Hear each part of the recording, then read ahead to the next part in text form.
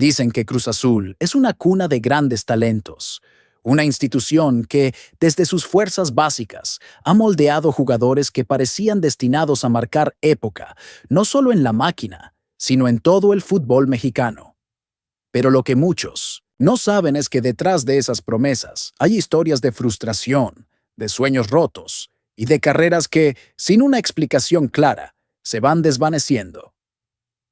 Hoy quiero contarte una de esas historias, porque si eres cementero de corazón, como yo, sabes que cada jugador que sale de la noria, aunque se pierda, sigue siendo de los nuestros. Este relato comienza con un muchacho sinaloense llamado Rosario Cota, que cuando llegó al club parecía tener todo para ser figura. Corría el año 2011 cuando Cota se integró a la Sub-17 de Cruz Azul. Desde los primeros entrenamientos, mostró una personalidad distinta, de esos que no se esconden, que piden la pelota y que contagian a los compañeros. 2 años después ya estaba registrado con la Sub-20 y para 2014 ya había dado el salto a Cruz Azul Jasso. Todo iba de maravilla y en 2015 finalmente llegó su ansiado debut en Primera División. Fue un partido contra Chivas en el Clausura de ese año. Jugó 45 minutos y aunque no fue una actuación espectacular, dejó buenas sensaciones. Los técnicos de fuerzas básicas hablaban maravillas de él. La directiva creía tener en sus manos a un mediocampista que en cuestión de meses se convertiría en titular. Sin embargo, como muchas veces pasa en nuestro fútbol, esa expectativa se fue apagando. Cota siguió en la institución, pero entre 2015 y 2018 su participación fue intermitente. Apenas logró consolidarse en la temporada 2017-2018, donde jugó 19 partidos y anotó 2 goles, uno en Liga MX y otro en Copa MX. Muchos pensaban que era su momento, que finalmente demostraría todo lo que se le había visto en inferiores. Pero la máquina es un club exigente, y si no das resultados inmediatos, las oportunidades se van reduciendo. Al término de esa temporada, Rosario fue cedido a Pumas para el Apertura 2018. Ahí, lejos de encontrar continuidad, apenas participó en 8 encuentros en todo un año. El técnico de los universitarios no lo consideró una pieza indispensable y cuando terminó su préstamo, Cruz Azul decidió no registrarlo de vuelta para el primer equipo. En lugar de eso, lo mandaron al Cruz Azul Hidalgo, un equipo de la Liga Premier que funciona como filial. Parecía el principio del fin, pero lo más impactante de esta historia aún estaba por ocurrir. Con total humildad, Rosario Cota se acercó al entonces técnico del primer equipo, Robert Dante Siboldi. Le pidió entrenar como sparring, sí, como ese jugador que apoya en las prácticas, que sirve de apoyo para que los titulares preparen los partidos. Siboldi, conocido por su carácter duro, pero también por dar oportunidades a quienes se las ganan, accedió. Le dijo que lo observaría, que si lo llenaba el ojo quizá le daría una chance. Rosario se aferró a esa esperanza. Día tras día entrenó con los de primera, siendo sparring, mostrando entrega, pero nunca llegó esa oportunidad. El golpe fue durísimo. Para un muchacho que había debutado en Liga MX, que había sido titular en casi 20 partidos de una temporada, volver a ser sparring y no ser considerado ni para la banca era devastador. Muchos jugadores se rinden en ese punto, y Rosario decidió buscar un nuevo comienzo en otro lado. Así, en junio de 2020, con apenas 24 años, firmó con Mineros de Zacatecas en la Liga de Expansión. Fue un cambio radical, pero necesario. En su primera temporada disputó 26 partidos y marcó un gol. Recuperó algo de protagonismo, volvió a sonreír en la cancha y algunos medios especializados lo señalaban como uno de los jugadores que pronto podrían volver a primera. Pero la suerte, o quizá el destino, no estuvo de su lado. La temporada 2021-2022 fue distinta. Participó en apenas 3 encuentros y anotó un gol. El entrenador del equipo decidió apostar por otros elementos y Rosario, una vez más, quedó relegado. Para el verano de 2022, Mineros no le renovó el contrato y quedó sin equipo. Así, con solo 27 años, el muchacho que había pintado para figura en Cruz Azul se quedó sin club y nunca más volvió a jugar profesionalmente. Nadie en la Noria volvió a hablar de él.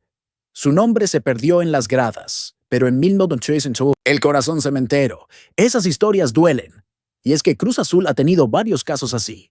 Jugadores que prometían, que mostraban cosas distintas en sus inicios y después se desvanecieron. Por eso es tan importante cuando una voz autorizada como la de Shaggy Martínez se pronuncia. Hace poco habló sobre Rodrigo Huescas, un chavo que está en Dinamarca y que, según Shaggy, tiene todo para romperla. Comentó que le produce orgullo verlo triunfar afuera, pero también preocupación de que el club no haya sabido retenerlo. Y tiene razón. No es la primera vez que se nos va talento joven porque no sabemos arroparlo, protegerlo o darle el espacio necesario. Lo mismo ha pasado con jugadores consolidados como Santiago Jiménez, que aunque hoy está en Europa, sigue teniendo el cariño y la expectativa de toda la afición cementera. Este fin de semana pasado se quitó de encima una sequía de 2 meses sin marcar. Anotó el segundo gol del triunfo del AC Milan sobre Venecia en la Serie A y fue un desahogo total. La prensa italiana habló de él. El técnico Sergio Conceição dio declaraciones importantes y se percibe que el club confía en su potencial. Según la Gazzetta dello Sport, Milan quiere esperarlo. Creen que tiene mucho margen de mejora y no piensan fichar otro delantero para su posición en verano. Eso dice mucho. Lo que me llamó la atención fue lo que dijo Conceição después del partido. Comentó que a veces son demasiado buenos como grupo, que Santiago sabe que no está en su mejor momento y que debe analizar cómo aportar mejor al equipo. Lo alentó a trabajar con y sin balón, porque los goles van a llegar, y eso es lo que la afición de Cruz Azul espera, que Bebote siga creciendo, porque aunque esté en Italia, aquí lo seguimos como uno de los nuestros. Y mientras unos buscan consolidarse en Europa, otros tratan de adaptarse en la Noria. Caso de Mateusz Bogusz, un polaco que llegó por $10 millones procedente del LAFC. Nadie lo conocía en México, pero Cruz Azul apostó fuerte por él. Al principio mostró destellos de calidad, pero poco a poco fue perdiendo protagonismo. Martín Anselmi tenía una idea de juego que favorecía sus condiciones, pero cuando Vicente Sánchez tomó el mando, todo cambió. El equipo se hizo más vertical, más directo, priorizando los balones largos, y ahí Bogusz dejó de encajar. Adrián Esparza, en el podcast de La Máquina, mencionó que el jugador no imaginaba este tipo de fútbol, que llegó pensando en otro estilo y se encontró con algo completamente diferente. Comentó que quizá hoy le convendría jugar con 2 puntas para tener más espacio y acompañamiento, porque es un tipo que brilla cuando su equipo tiene la posesión y juega adelantado. El Chaco Jiménez también opinó que es cuestión de buscarle la posición correcta, pero que Cruz Azul es el equipo ideal para él, porque mezcla juego directo con combinativo y ahí podría adaptarse. Esos cambios de estilo dentro del mismo club terminan afectando a jugadores que apenas se están adaptando. No es lo mismo llegar a un equipo con una idea de juego basada en la posesión, en controlar los tiempos y mover la pelota con paciencia, que encontrarte, de la noche a la mañana, con un planteamiento directo, de pelotazo y ataque vertical. Para futbolistas como Bogusz, eso significa perder relevancia y dejar de ser ese engrane que parecía fundamental. La afición se da cuenta. En cada partido en el Estadio Azul, se nota cuando un jugador está incómodo, cuando no encuentra su sitio en la cancha. Es frustrante, porque uno quiere ver a todos los refuerzos triunfar, más cuando se ha invertido tanto dinero. Y mientras Cruz Azul sigue intentando acomodar sus piezas, el nombre de Giorgos Giakoumakis empieza a sonar como una posibilidad, un delantero griego, potente, con gol, que estaría siendo ofrecido al club por una suma importante.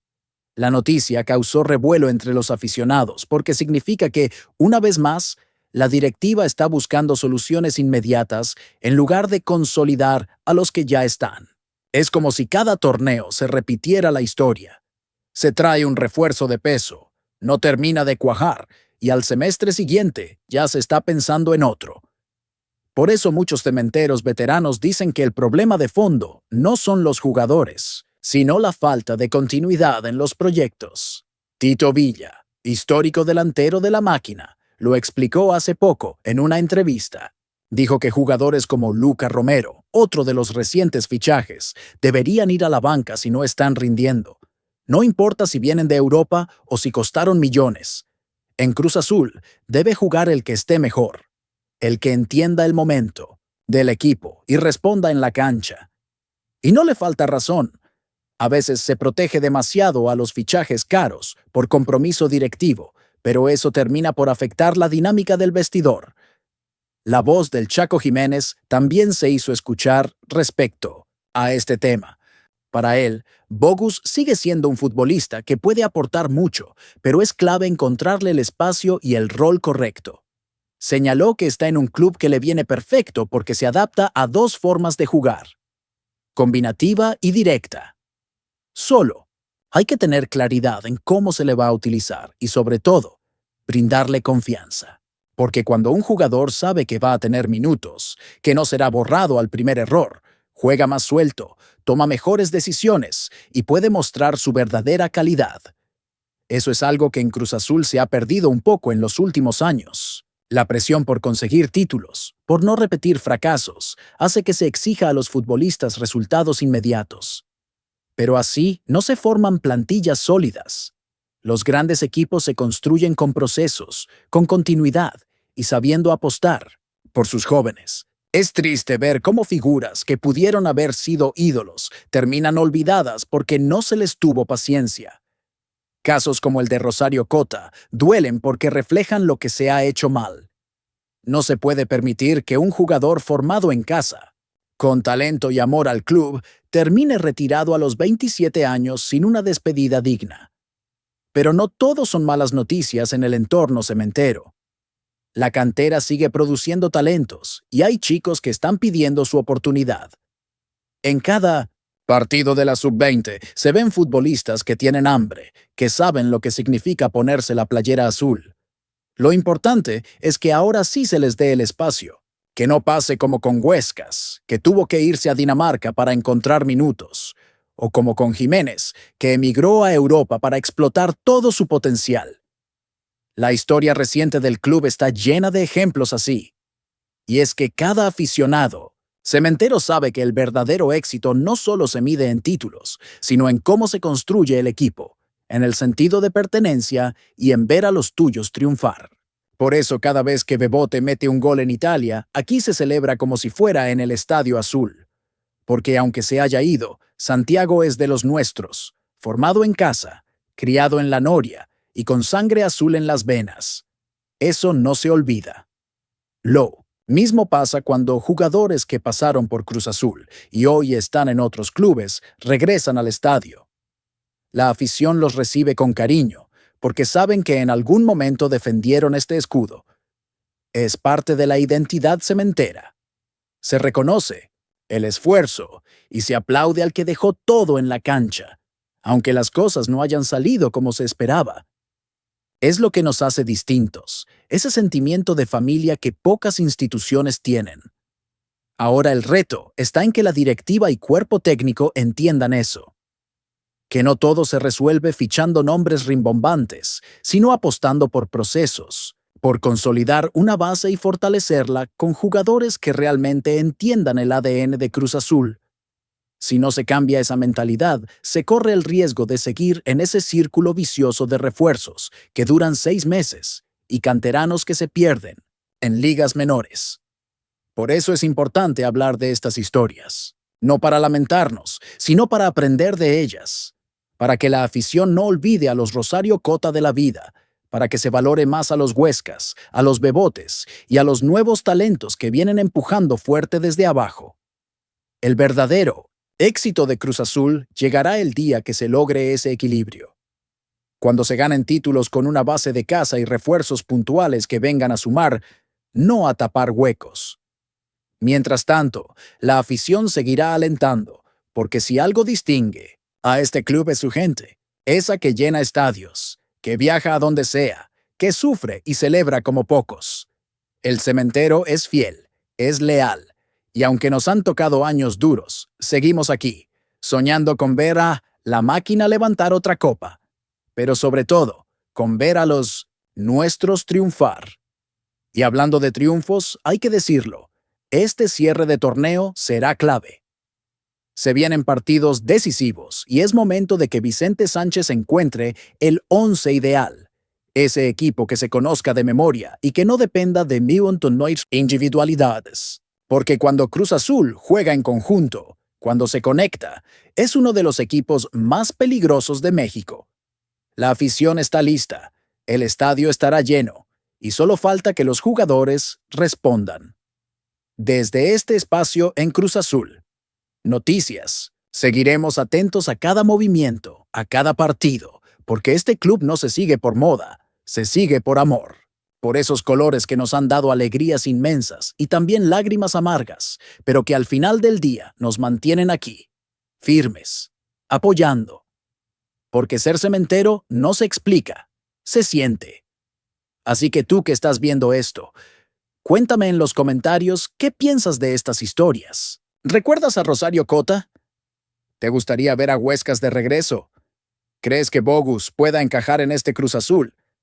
Y claro, dime cómo ves a Bebote en el Milan. Queremos leer tu opinión porque aquí la voz de la afición vale y mucho. Suscríbete a Cruz Azul Noticias, activa la campanita para no perderte nada. Deja tu like si este video te llegó al corazón y compártelo con ese amigo cementero que siempre está en las buenas y en las malas. Porque juntos, esta pasión no se detiene.